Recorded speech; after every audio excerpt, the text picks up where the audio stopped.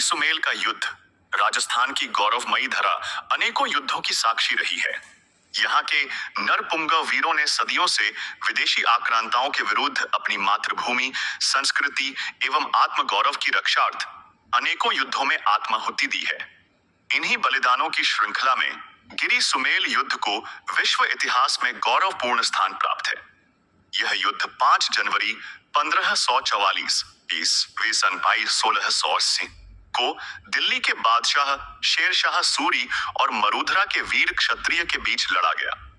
यह एक ऐसा अनोखा युद्ध था जिसमें 12,000 वीरों ने शेरशाह के 80,000 की सेना को लोहे के चने चबवाकर अपनी आत्माहुति देकर अपना नाम विश्व इतिहास में अमर कर दिया। यह घटना 15वीं शताब्दी की है। राव जैताजी राठौड़ एवं राव कुंपाजी राठौड़ महान राजपूत योद्धा थे।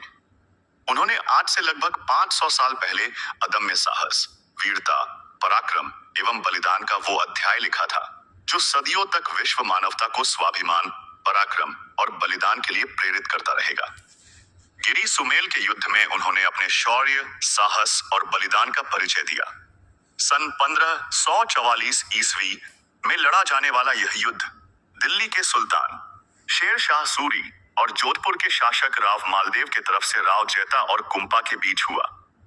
इस युद्ध में राजपूतों की सेना सिर्फ 8,000 की रही, जबकि शेरशाह सूरी के पास 80,000 का एक विशाल फौज था। लेकिन फिर भी राजपूतों की छोटी सी सेना ने शेरशाह सूरी के 33,000 सैनिकों को मौत के घाट उतार दिया और अंत में राव जैता और राव कुंपा वीर गति को प्राप्त हुए।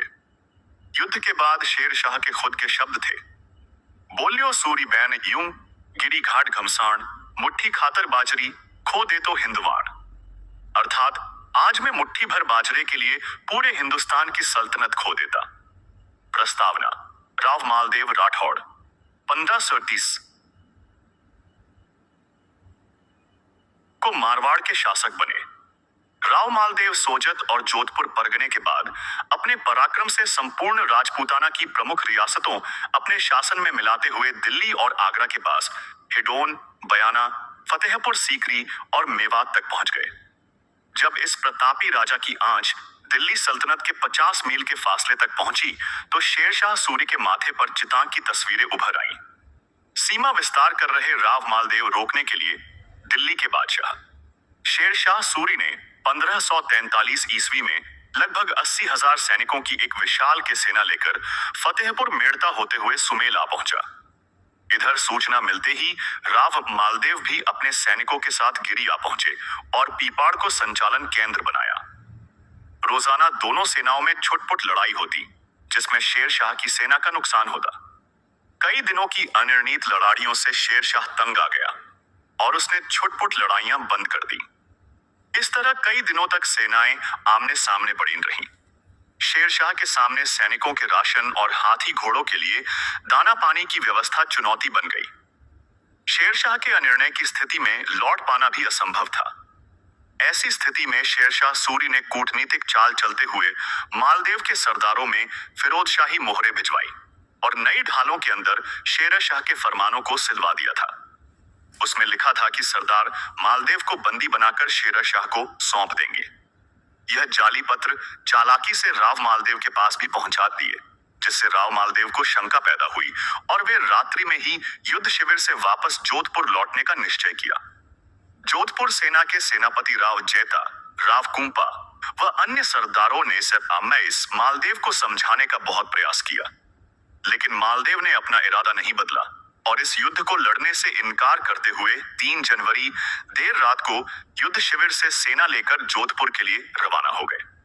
पीछे रह गए जैताजी व कुंपाजी ने अपने राजपूती गौरव व मूल्यों की रक्षार्थ और अपने ऊपर लगे कलंक को मिटाने के लिए अपने बचे हुए कुछ एक सैनिकों के सहयोग से युद्ध करने का निश्चय किया।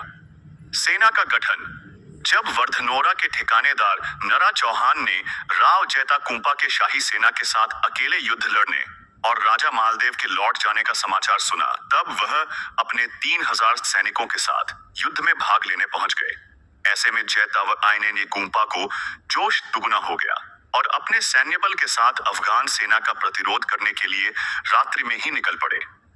युद्ध: सवेरा घेरा होने पर जोश भरे पराक्रम व अदम्य साहस के साथ राव जैता, राव कुंपा, नरा चौहान व अन्य सेना नायक अपने 12,000 सैनिकों के साथ शेरशाह की 80,000 अफगान सेना पर काल बनकर पर टूट पड़े।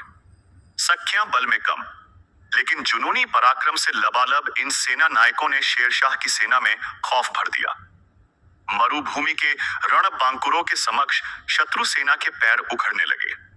शेरशाह मैदान छोड़ने का निर्णय करने ही वाला था कि इसी समय संयोग से जलालुद्दीन जलवानी अतिरिक्त सैन्य बल के साथ वहां आ पहुंचे, जिससे पासा पलट गया और प्रमुख सामंत जैता राठौड़, कुंपा राठौड़, चांग के लखा चौहान के दो पुत्र वदस, अनेक मारवाड़ के सरदार आखिरी वक्त तक शत्रु सेना से संघर्ष करते हुए वीर गति को प्राप्त हुए। इस युद्ध के प्रमुख सेनापति राजपुरोहित प्रताप सिंह जी को बनाया गया। राव मालदेव ने पुनः जोधपुर जाते समय जैता कुंपा पर अविश्वास होने के बाद पुरोहित जी को सेना की बागडोर सौंप दी। राव जैता जी, राव कुंपा जी, नराजी चौहान, लखाजी चौहान, राव खींवक करण जी उदावत, राव पंचायण जी, राव अखैराज जी सोनगरा, राव अखैराज देवड़ा, राव सूजा जी नीमबाजी भाटी, मानजी चारण, लूम्बाजी भाट, अल्लदाद कायमखानी इत्यादि के नेतृत्व में राजपूत, मगरांचल क्षेत्र के राजपूत एवं अन्य जातियों के वीर योद्धा इस युद्ध में काम आए थे। इस युद्ध में मगरांचल के ठिकानेदार नरा चौहान के अदम्य साहस व पराक्रम के प्रदर्शन पर जोधपुर नरेश राव मालदेव ने उनके पुत्र सुराजी को बर की जागीर प्रदान की। नराजी चौहान की छतरी बर तालाब की पाल पर स्थित है, जिस पर लगे हुए शिलालेख पर वी सन 1668 अंकित है। मगरांचल के चीता वंशीय नरा चौहान के द्वारा युद्ध में प्रदर्शन किए गए अद्वितीय शौर्य एवं पराक्रम के बारे में इस दोहे में इस प्रकार दर्शाया गया है।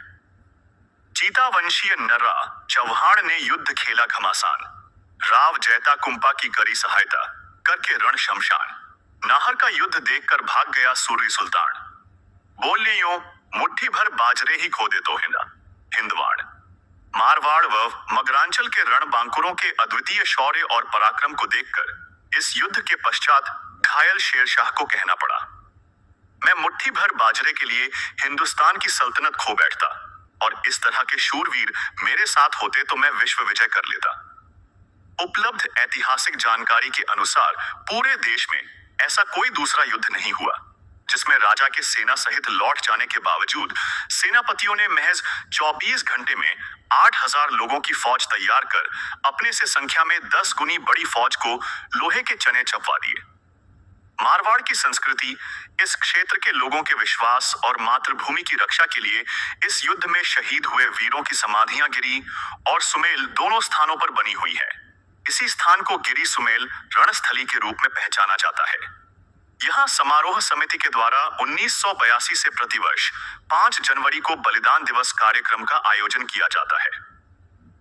गिरी सुमेल का युद्ध केवल एक सैन्य संघर्ष नहीं था, यह भारतीय संस्कृति, स्वाभिमान और शौर्य का जीवंत प्रमाण था।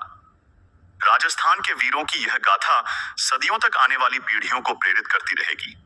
अगर आपको मेरी वीडियो पसंद आई हो तो कृपया मेरे चैनल को सब्सक्राइब करें और वीडियो को शेयर करें। यह मेरी आपसे विनम्र अनुरोध है। आपका समर्थन मुझे और बेहतर कंटेंट बनाने की प्रेरणा देगा। धन्यवाद।